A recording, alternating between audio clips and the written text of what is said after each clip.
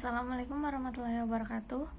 Kami dari kelompok 2 akan mempresentasikan hasil diskusi dari kelompok kami tentang manusia dan kehidupan. Sebelumnya, saya akan memperkenalkan anggota dari kelompok kami. Yang pertama adalah saya sendiri, Ninditya Desiksta Januar, NIM 05. Yang kedua, Rafif Abdillah, NIM 06. Yang ketiga, Salsabila Nur Anissa, NIM 07. Dan yang terakhir adalah Safira Nida Aulia, NIM 08. Manusia dan kehidupan dunia akhirat, perspektif Islam.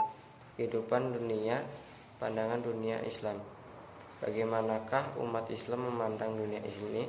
Pengertian kita terhadap arti dunia sangat menentukan pandangan serta sikap kita terhadap dunia ini. Ada yang mengatakan bahwa dunia ini adalah ibarat suatu jembatan yang mesti dilalui dalam perjalanan hidup menuju akhirat, karena mereka menganggap akhirat hidup ini tiada lain melainkan suatu fase di dalam perjalanan menuju Tuhan kita yang berasal darinya, dan kita sedang menuju kembali kepadanya. Orang yang dalam pikiran dan falsafah hidupnya hanya mementingkan kekinian dan kesinian dikatakan orang yang mementingkan duniawi, atau dalam bahasa barat biasanya dikatakan sekularis, dan paham yang demikian dinamakan sekularisme. Karena dunia dalam bahasa Latin ialah seculum, sebagian lain memandang alam semesta dan segala wujud ini merupakan suatu yang maya, semu, dan tidak real. Islam menegaskan bahwa dunia ini ada dengan sebenarnya. Allah telah menegaskan dengan kalimat yang muhkamat atau sangat jelas melalui Quran surat Sa'ad ayat 27. Bagaimana sebenarnya seorang muslim mesti memandang dunia ini, serta bagaimana harus bersikap terhadapnya. Dia telah menjadikan kamu daripada bumi agar kamu memakmurkannya. Quran surat Hud ayat 61. Ayat ini tegas menyatakan bahwa tujuan pencipta manusia di muka bumi ini ialah agar manusia memakmurkan kehidupan ini. Kemakmuran ini tiada lain demi kepentingan manusia sendiri, dan dia telah menyediakan untuk melayani kamu segala sesuatu yang ada di langit dan ada yang di bumi seluruhnya darinya. Sesungguhnya dalam hal ini terdapat beberapa tanda bagi kaum yang mau berfikir. Quran surat Al-Jasiyah ayat 13.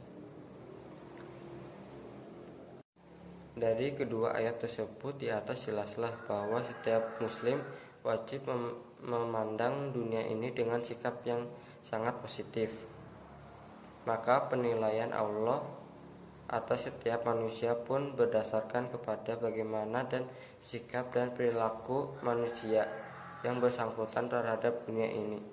Jika manusia pandai bersyukur dan beramal soleh, maka ia akan mendapatkan hasil yang baik. Sebaliknya, jika manusia perilaku kufur atau tidak bersyukur dengan beramal tidak sesuai dengan sunnah Allah, maka ia akan merasakan akibat kekufuran dan kesalahannya itu. 2. Kehidupan akhirat. Bagi Islam, memang kehidupan tidak berakhir di dunia, tapi masih ada kehidupan lain yang bahkan digambarkan sebagai kehidupan abadi, ialah kehidupan akhirat. Akhirat adalah kemestian yang akan dialami manusia. Hal ini bisa dibuktikan secara akal sekaligus nakal atau tekstual. Allah Maha Adil dan bijaksana, tidak akan menganiaya maupun merugikan seseorang, tidak akan meletakkan sesuatu bukan pada tempatnya. Allah tidak akan menyamakan kedudukan orang yang berbakti dan taat dengan orang kafir dan durhaka, antar orang mukmin dan orang musyrik. Dalam Quran surat Sa'ad ayat 27-28 yang artinya Dan kami tidak menciptakan langit dan bumi dan apa yang ada antara keduanya tanpa hikmah. Yang demikian itu adalah anggapan orang-orang kafir. Maka celakalah orang-orang kafir itu karena mereka akan masuk neraka. Patutkah kami menganggap orang-orang yang beriman dan mengerjakan amal yang soleh sama dengan orang-orang yang berbuat kerusakan di muka bumi? Patutkah pula kami menganggap orang-orang yang bertakwa sama dengan orang-orang yang berbuat maksiat? Dalam Quran Surat Toha ayat 15 juga diperjelas bahwa sesungguhnya hari kiamat itu akan datang. Aku merahasiakan waktunya agar supaya tiap-tiap diri itu dibalas dan apa yang ia usahakan. Jika kita baca seluruh ayat Al-Quran, akan banyak sekali kita temui penegasan dan pembuktian logis tentang kepastian hari akhir senada ayat di atas, terutama mengenai pembalasan amal di dunia baik maupun buruknya. Para pembela akal dari kalangan filosof pun tidak mengingkari kepastian hari akhir ini. Di antara para filosof terdahulu mempercayai kehidupan lain adalah Plato. Dalam filsafatnya, ia menyatakan bahwa jiwa adalah substansi murni, sederhana dan tidak terbagi-bagi atau terpisah-pisah. Jiwa itulah yang menjadi tumpuan hidup manusia. Sesuatu yang hidup tidak mungkin kembali kepada keadaan atau tiada hidup, sebagaimana yang tiada hidup tidak mungkin menghidupkan yang mati. Selain Plato, di antara filosof zaman modern yang paling terkenal adalah Immanuel Kant. Ia berpendapat bahwa kekekalan jiwa berkaitan dengan hukum etik yang diyakini kebenarannya oleh fitrah manusia, yakni hukum yang menunjukkan adanya kehendak Tuhan di atas kehendak manusia. Hikmah yang diperoleh dari pembuktian hari akhir. Yang pertama, bahwa orang yang memahaminya kemudian meyakini akan ada pertanggungjawaban atas segala perbuatan di dunia. Berikut balasan baik yang dijanjikan bagi tiap amal kebajikan dan balasan buruk terhadap semua amalan maksiat. Mendorong orang yang tersebut untuk memperbanyak amal kebaikan dan menjauhkan perbuatan buruk. Yang kedua, berkaitan dengan psikologi manusia yang cenderung materialistis, sombong dengan kehidupan dunia dan senang mengumpulkan harta, atau berpandangan bahwa kebaikan hanya didapat melalui materi, akan memprioritaskan usahanya pada amal-amal utama yang berpengaruh pada kebahagiaannya di akhirat kelak. Yang ketiga, bahwa kehidupan dunia haruslah seimbang dengan kehidupan akhirat. Amal yang dilakukan untuk dunia berkaitan dengan tugas-tugas kekhalifan haruslah berbanding lurus dan amal yang berkaitan dengan tugas sebagai hamba. Selanjutnya adalah keseimbangan dunia dan akhirat. Pada ayat 77 surat Al-Qasas yang menjelaskan bahwa manusia harus menggapai keseimbangan dunia dan akhirat. Pada hadis Nabi Shallallahu Alaihi Wasallam mengajak beramal untuk dunia seakan hidup selamanya dan untuk akhirat seakan mati besok.